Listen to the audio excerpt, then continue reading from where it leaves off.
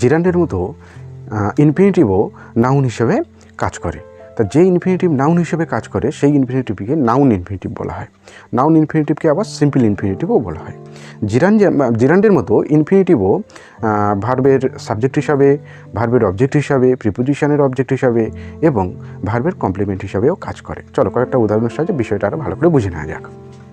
আমরা প্রথম দেখে নেব যে ইনফিনিটিভ কীভাবে ভার্বের সাবজেক্ট হিসাবে কাজ করে। To walk is good for health, হাঁটা স্বাস্থ্যের পক্ষে ভালো। এই কথাটা দেখো, এখানে দেখো টু ওয়াক কথাটা দেখো আমাদের ইনফিনিটিভ, কিন্তু ইজ ভার্বের সাবজেক্ট হিসাবে এখানে ব্যবহৃত হচ্ছে। তাহলে বুঝতে পারলে যে জিরান্ড ইনফিনিটিভ কিন্তু জিরান্ডের মতো নাউন হিসেবেও কাজ করে। দ্বিতীয় দেখো, টু এর ইজ হিউম্যান, ভুল মানুষের স্বভাব বা ভুল মানুষে করে। টু এর দেখো এখানে ইজ ভার্বের সাবজেক্ট হিসেবে ব্যবহৃত হচ্ছে। তাহলে দেখলে যে ইনফিনিটিভও কিন্তু ভার্বের সাবজেক্ট হিসেবে কাজ করে।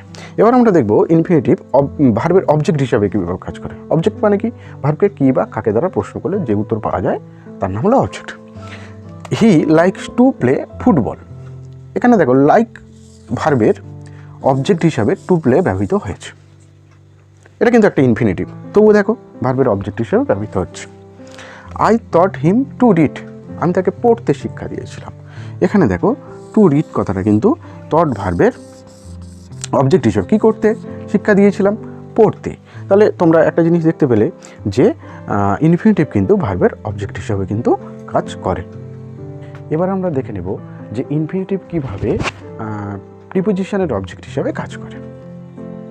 দেখো, the speaker is about to begin, আমরা প্রত্যেকে জানি অ্যাবাউট একটা প্রিপোজিশন, তারপরে দেখো টু বিগিন এই ইনফিনিটিভটা ব্যবহৃত হয়েছে।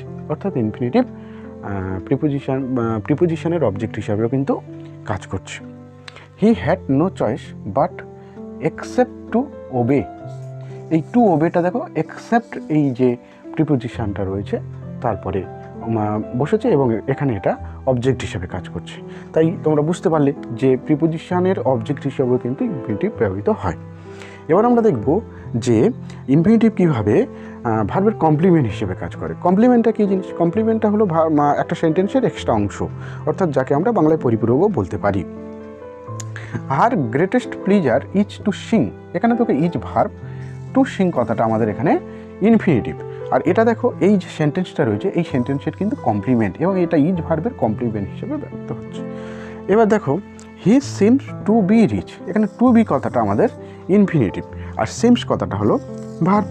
এই ভার্ব সিমস ভার্বের কমপ্লিমেন্ট হিসাবে কিন্তু এখানে কাজ করছে। অর্থাৎ ইনফিনিটিভও কিন্তু জিরান্ডের মতো কমপ্লিমেন্ট হিসাবেও কিন্তু ভার্বের কাজ করে। তাহলে আজ এ পর্যন্ত। এর কিছুটা অংশ এখন ইনফিনিটিভের বাকি রয়েছে, কিছুটা অংশ আমি পরের ক্লাসে আলোচনা করব। সবাই ভালো থেকো, এখনকার মতো বিদায় নিচ্ছি। Good bye.